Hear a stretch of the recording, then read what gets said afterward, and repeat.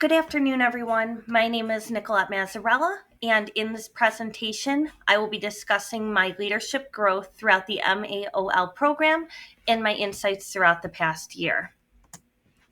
The Masters of Arts in Organizational Leadership, a degree program offered by Medaille University, helps many individuals advance in their professional leadership and management careers across all industries.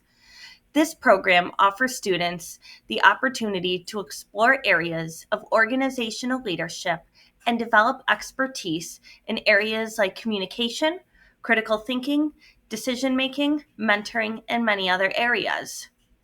Throughout the past year, my maturity in these topics has greatly increased that has enhanced my effectiveness as a leader by developing my skills and behaviors. This program has also given me a better insight into my future plans that will guide me on my journey in being a successful organizational leader. In the beginning of this program, I would have considered myself a novice to advanced beginner on many different topics and courses that were provided to us, including that of systems thinking, executive finance, and some key concepts regarding technology in an organization. Though I had a slight amount of exposure to the concepts of executive finance and technology and the application of them in my current position, something I never came across in my professional career was the theory of systems thinking. Not originally understanding the concept before this program, I maintained a silo mindset in which I was dedicated solely to one particular part in the system that did not help me effectively lead. Now, understanding this concept as a leader, I have been better able to generate deeper insights, guard myself and my team against any unintended outcomes, and coordinate with my team to produce results more effectively. Though I did lack in maturity in some areas of the program, my understanding of diversity and organizational behavior theories and concepts would be between competent and proficient, as I have been involved deeply with these two practices for many years.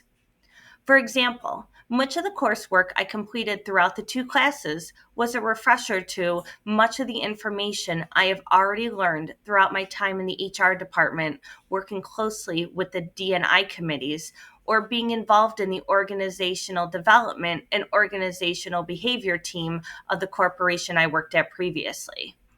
With learning many different concepts and theories throughout the MAOL program, there was also many different activities and assessments I participated in that revealed a lot about myself as an individual and also as a leader. There were many activities that revealed a lot about myself where I was able to learn important skills and apply them to future practices during this program. A project in particular that stood out to me was a group submission entitled Field Guide to Improving a Learning Organization in the Systems Thinking class.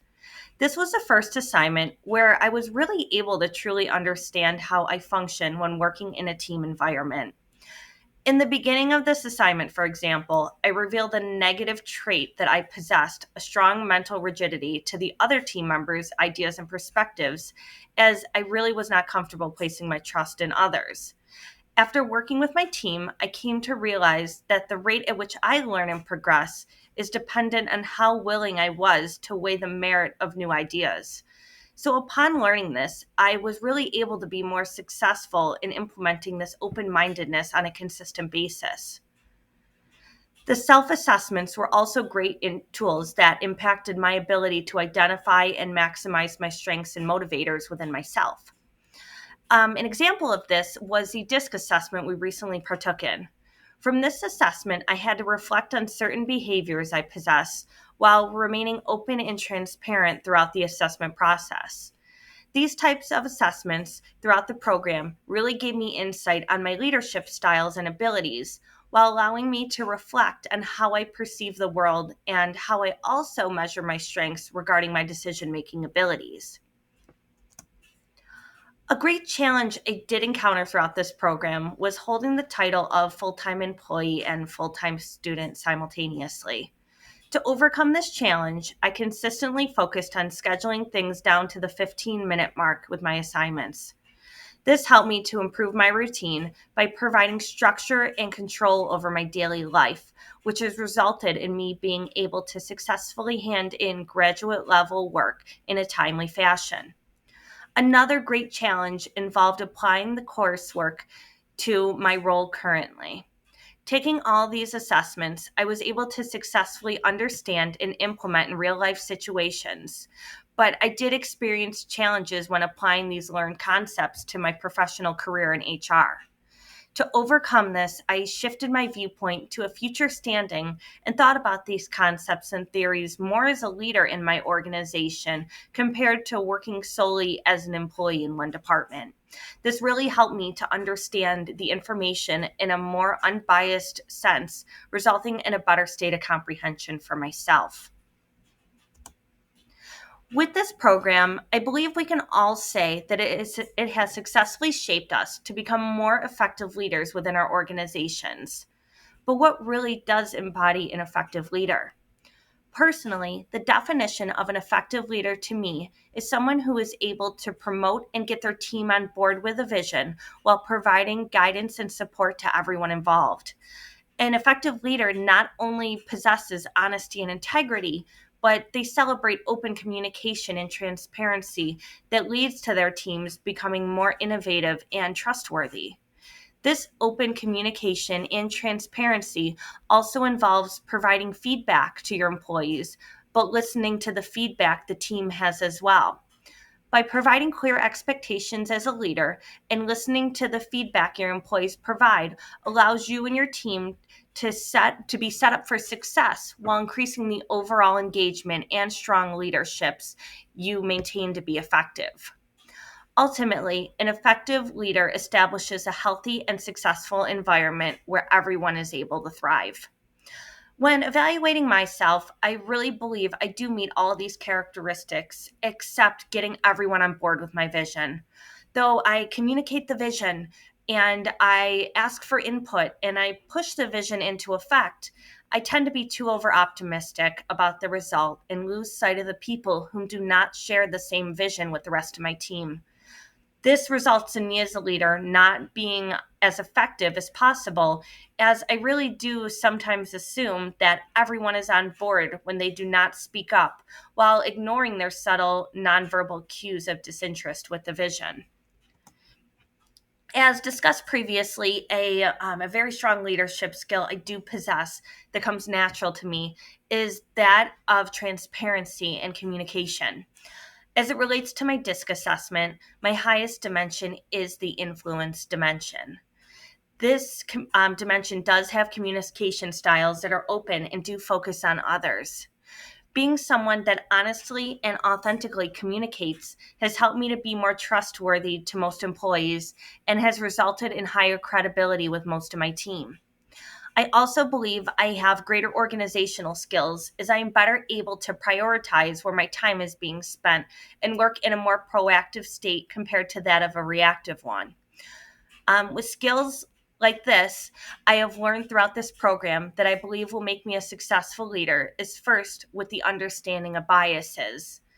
Understanding that biases are natural and unavoidable, and knowing how to spot these biases can help me to better break them down when presented in a team or organizational environment. Another key concept that is of great importance is my paradigm shift regarding one of a Newtonian organization versus that of a quantum organization. Understanding the distinct division between the two while embracing the theory of new science has led me to shift my change in thinking from that of the Western business ideology I originally possessed and celebrate a more fluid and boundaryless, organic structural view that focuses more on a self organizing capacity and also focuses on that of disequilibrium and celebrating it. Learning this distinction between the two, I plan to apply this at the practical level in a future leadership role. As my personal mission statement is to inspire others to achieve great things, I would like to follow this wholeheartedly in my personal and professional life, whether in the workforce or just with my family and friends. This statement as a whole declares my values, my objective, and my unique perspective for how I would like to lead in my life. With my personal mission statement, I would also like to use it consistently as I move my way up the ladder to HR manager, then to director, and then finally to the chief human resource officer of a large corporation. Understanding in depth the people factor of an organization, I would love to use my knowledge and my skills to also be able to mentor many employees to create successful leaders throughout the business.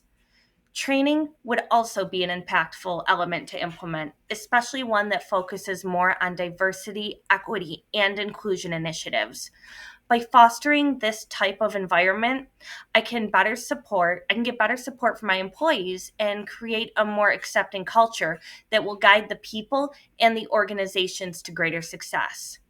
Finding my passion in these things and making a positive difference to both my employees and my organization, I can confidently say that I have reached my vision of true success. Thank you.